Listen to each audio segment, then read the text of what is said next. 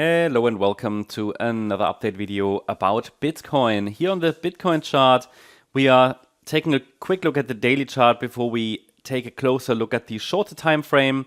Daily chart is so far unchanged. The price is simply working here on its unchanged pattern, potentially already the fifth wave to the upside here, circle 5. After a larger degree, fourth wave bottomed on the 13th of January. That is still the perspective, no change here about this scenario. The idea is that a larger degree wave 4 might have bottomed on the 5th of August. And we're now in this fifth wave up. And we already saw waves 1, waves 2, waves 3. Yeah. And then there could be another 4-5 pattern. So this is something... This is something to consider, that we'd like to see one more high. So two things are important here. One thing, one of the important aspects here is that the fifth wave should take us to around about 130K. And the other one is that we are in the late stages of a cycle. So it could indicate that we are heading really to the really substantial top of this cycle. Now, people always think about like 4-year cycles and whatever. Well, I think in terms of Elliott Wave cycles, this could be a major top, a 5-wave move up from the November low. And there should be quite a substantial correction afterwards. So people forget about this, We've seen a significant decline across the sector just a few days ago, and it has somewhat stabilized. It has left some damage on several altcoin charts.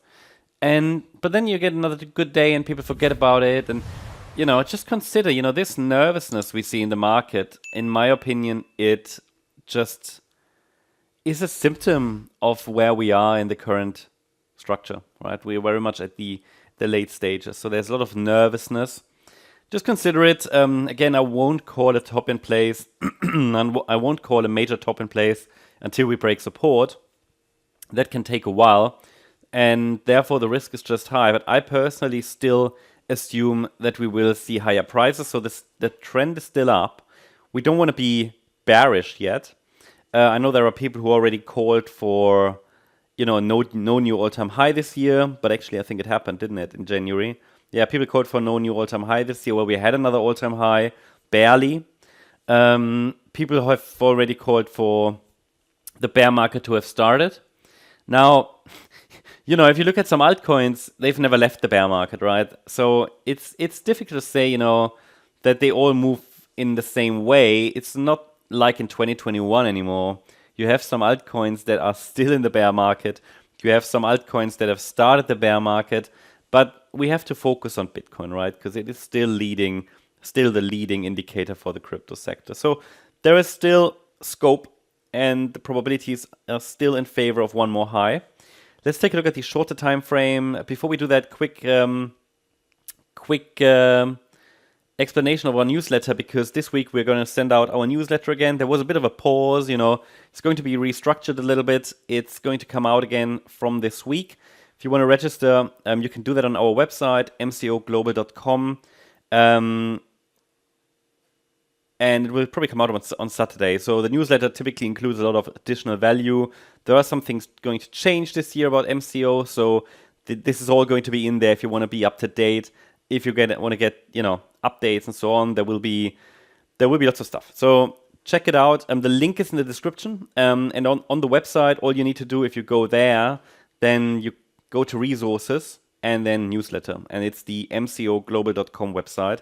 So there's normally lots of free content and, stuff about what's going on in the MCO universe. Okay, so smaller time frame. Yeah, I don't want to talk too much here about this 1-2 setup. I think we talked about that a lot in the last few days. We had this impulsive move up. We had a corrective pullback. The 78.6 retracement did hold. The buyer stepped in. I talked about that in detail in the last video. Check it out if you're interested. What really matters now is what happens here. So what we have from the low, in my opinion, is only a 3-wave move up.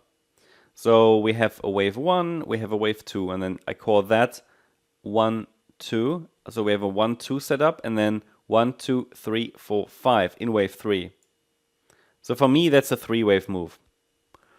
So that's why I added a support area and we said, okay, let's see if the buyers can step in this area. And when Bitcoin tried to turn around in recent weeks, it failed after the 3rd wave, when it should have formed another 4-5 pattern.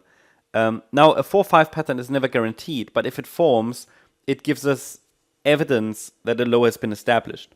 So it's like formal confirmation. And there is a reason why Bitcoin didn't want to give it to us, because the trend wasn't, the correction wasn't over. So after 3 waves, these can always fail. This is a signal. A lot of people get frustrated by that, but it's more like a signal. Play it tactically and then, don't have expectations about the 5th wave. It's more about watching.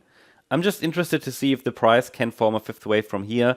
Then the yellow wave 2 that you see already placed here can be an interesting setup. So when we get 5 waves up, then the pullback afterwards should form a higher low. Not that it will, but it should form a higher low. And so far, the price has only formed a 3-wave move up. One more high should send it to maybe 103,219, 104,605, 106K would be a stretch. But the pullback is very deep. In my last update, I already wrote that I don't really like the downside momentum that happened here. That was a warning. And then it bounced from the 38.2 retracement at 98,717. That's normally an ideal target for such a 4th wave. But it formed a 5-wave move down then. Can you see that? It looks like a 5-wave move down. And that gives us mixed signals. So it's a 5-wave move down and quite strong downside momentum, even though that's secondary. But I have 1, 2, 3, 4, 5.